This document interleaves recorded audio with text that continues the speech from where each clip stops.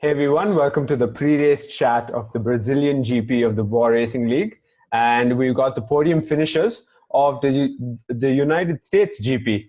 We got Big Man Joe, who ended up winning the race. We've got Mr. Wex, who finished P2, but on track, he crossed the line first. And we got Rusty Rish, who had a rather funny spin in the last corner right before he finished the race and came up P3. Might as well start off there. What happened, bro? What happened in that last corner? My tires were dead. I did a one-stopper. Everyone else did a two-stopper. And I just wanted to finish ahead on track so badly. I was like, I'm going to throw the kitchen sink. Threw my car into the corner. Clearly didn't come off well. But yeah, that's about it. For me, I knew Big Man Joe was a second behind and he had 0 time penalty. I had 6 at that time. And when Wex overtook me, he had 9. But I was like, fuck penalties. I want to get it on the track, but didn't work out. Yeah, me and Rudra were expecting you to do something like how Freeze did previously when he ended up winning the race and stuff like that, but clearly it didn't really pay off. And even moving on to... Yeah. Go ahead. No, I was just going to talk about, probably had I not spun into turn 1, someone hadn't punted me around, I might have had better standing. When you look at it mathematically right now, it's like 7 seconds behind Danny. And that spin probably cost me just about that, or probably more. Yeah. Yeah. And as you talk about the first lap incident, I think you felt that one of the drivers actually hit you from the back. Someone did. It's not a feeling, someone did. Want to explain more? Do you think if that hadn't happened, things would have been different with the race result? Like possible win? Yeah, I think I'll be betting on myself. Even if I were in the top 5 heading into the end of lap 1, I think I would have bet on myself. But from the back, still pretty good. I think I still did pretty good to pull off a one-stopper and finish in the podium starting from the back. But it is what it is. And let's talk about this battle you had with Vex, right? I think it was the couple of the penultimate laps of the race itself. How do you feel, head-to-head with Vex? I don't think the front runners go too often head-to-head with Vex in specific. So I just wanted to get your view. You want to go first? Your views? No, I don't mind. I am kind of the midfield person who tries for the podiums, but unfortunately ends up in the back. I think it was a long time coming for Vex. I think we speak during every practice session. It'd be great for both of us to be on the podium, and that finally happened. Danny's just Danny. Nobody cares right now. They're just battling for P2.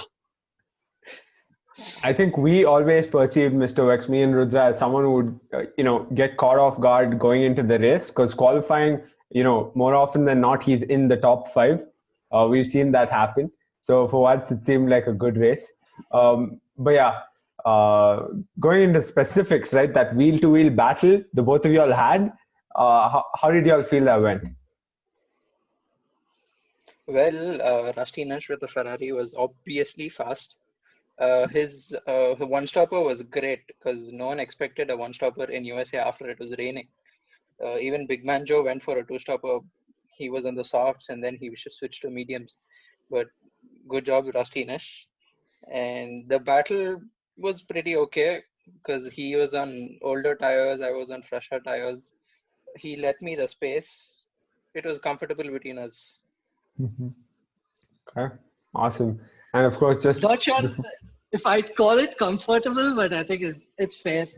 I was just hoping that he and Danny would battle for a little longer so that I can pull off a little ahead, but I still haven't seen the second half of the race. I haven't found the time to, but Vex got Danny pretty quick after he came out. Not sure how, but I was hoping so badly that both of them would battle for a few laps because I knew Vex on those softs is going to have a massive advantage on my really old mediums. Okay. All right. And just before you go, Brazil, another track, probably a shot at you getting a 4th win, which will be the second time in this season to get a 4th win, the other person being Big Man Joe. Do you think you're going to be in an advantage there that accelerate KDB won't really be your competitors and it'll be just you and possibly Big Banjo if he turns up? I think if I can like be consistent with my sector too, I should fare pretty well because like even though Brazil has a lot of turns and not a pretty long straight per se, but the run from the penultimate corner all the way up till turn one is really long. I think it's almost like probably 2/5 of the track, maybe a little lesser, but it's a really long straight. So I should be able to use the Ferrari power if I can nail, I think, turn 11. And then it's flat out. You just brake for the ultimate corner and then see how it goes. Awesome.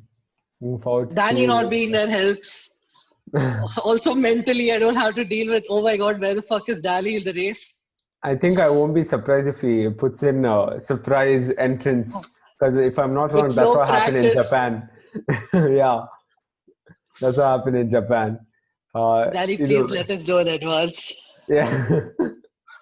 Either way. Going to Big Man Joe, you won 5 races so far.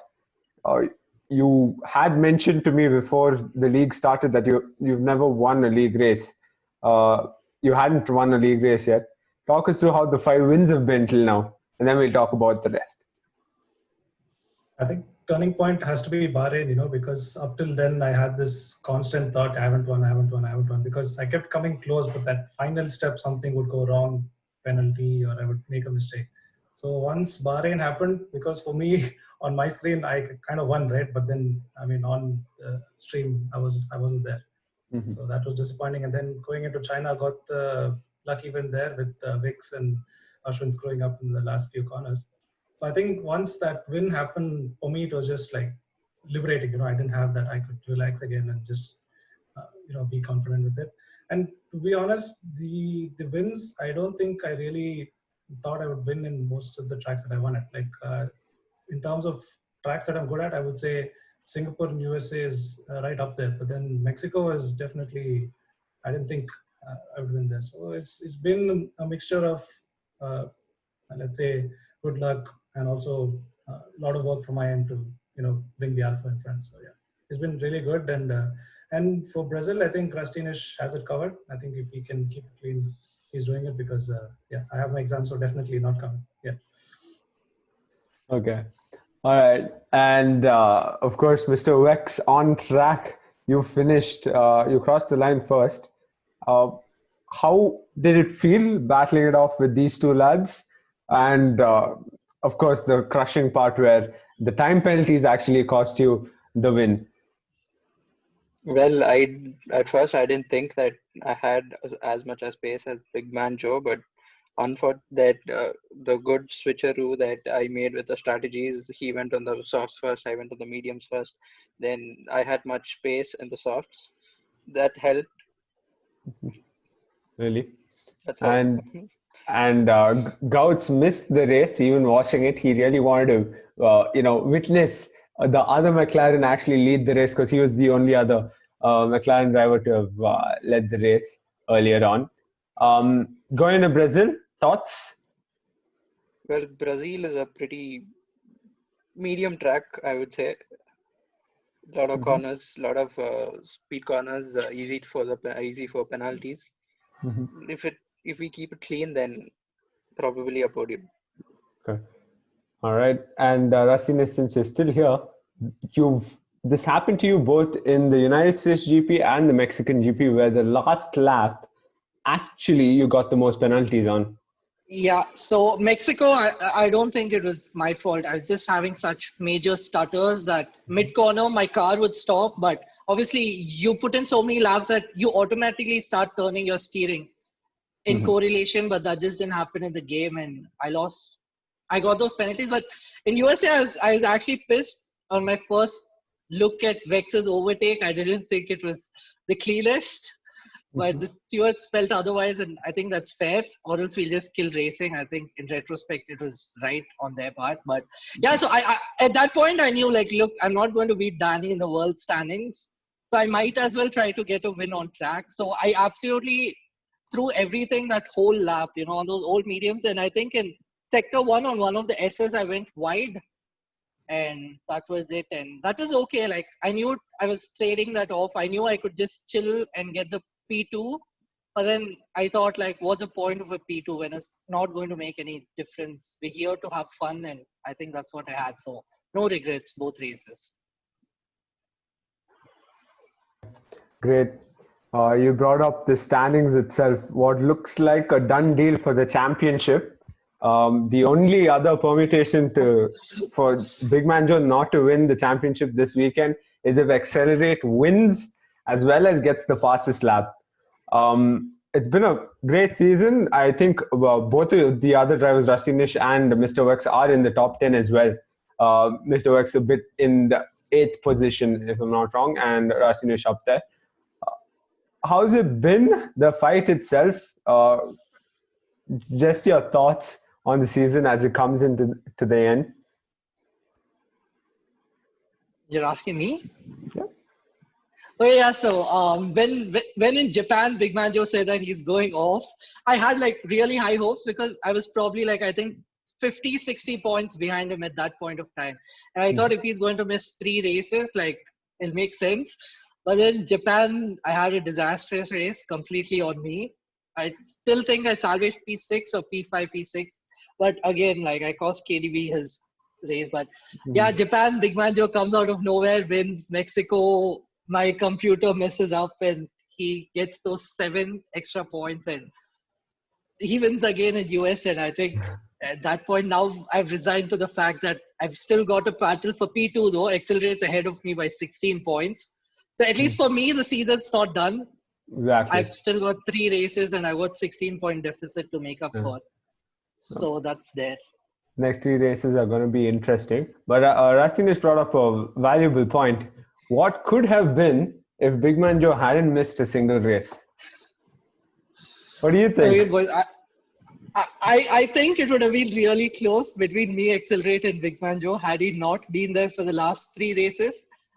But it is what it is, and he absolutely deserves it. I think on the controller, in an alpha, the level of consistency he shows. You know, he talked about not winning for an extended period of time at the start of the calendar, but he was still, I think, P1 in standings because of the fact that even though he didn't win, he was on podium pretty much every race. So he deserves the championship, and we just try to keep it interesting. And I've got to go.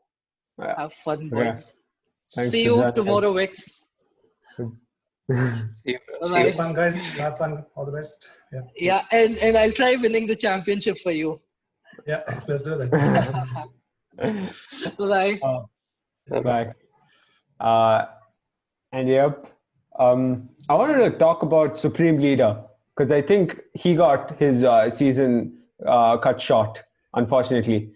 Going into these last races, Big Man Joe, do you think he would have been the guy who was up there? Because I reiterate this time and time again, because in those 2 races you missed, those couple of races you missed, if he had performed, even like get a podium, he would have given you that fight. Y'all were neck and neck at that time. So thoughts on that? I agree absolutely, because I don't think we spoke about this, right? Because going into those 2 races that I missed, I was 100% sure he would actually, overtake me in the standings and make up the points. But then looking at the races, it was very surprising to see what had happened, And then I was like, look, you had 2 races, you had your chance. Now you won't get a chance as long as I'm racing. So I think that was it. He had the chance there to, try and close the gap. But then after that, I think he's been having consistent issues, right, with his internet and with the laptop and stuff. So the season went like downhill from there. So that's pretty sad to see. Actually, it would have been a lot closer, right? I think Vignesh also was there, Ashwin was there, and they were in the Racing Point as well. So it would have been really close, actually. Yeah. And the surprising thing was, even though they did shift from Racing Point to Renault, the very first race in the Renaults, they looked quite strong and they were right up there where they were fighting as Racing Points as well. But yeah, it was unfortunate to see that. Your closest competitors, and still are, Accelerate. Do you think he can bag it this weekend and push the title fight to the next weekend? A fastest lap as well as the win? I hope so, at least for the league, because being a Hamilton fan, I understand how non-Hamilton fans feel like, for me, it's easy to be happy all the time with Hamilton winning, but I understand for the sport, it's not good. So at least for the league, it's good if we can see it take it to the last race. So let's hope that he does it. And if not, let's see, at least he gives his all on track and hopefully it's fun. I think Brazil, there's a very high chance it's going to rain as well. So again, that goes in his favor. Yeah. Yep. He does enjoy a race in the rain. And Mr. Wex, you've been in both Renault and McLaren through the season. Which one have you enjoyed the most? Well, I can't commentate on that because both cars feel equally good. But I would go for the Renault. Oh, okay. Specific race in mind which you enjoyed? Belgium. Oh, okay. My first podium. Okay. All right. Cool. But you've done excellent in the previous race. And going to Brazil, looking forward to see you right up there. All right, boys, not a champion yet, but hopefully next time around when we're talking, you enjoying hopefully a surprise entrance into Brazil. That's what me and Rudra are hoping for, at least. Thanks for joining me, boys. Cheers. Cheers. Cheers, Sathik. Bye-bye.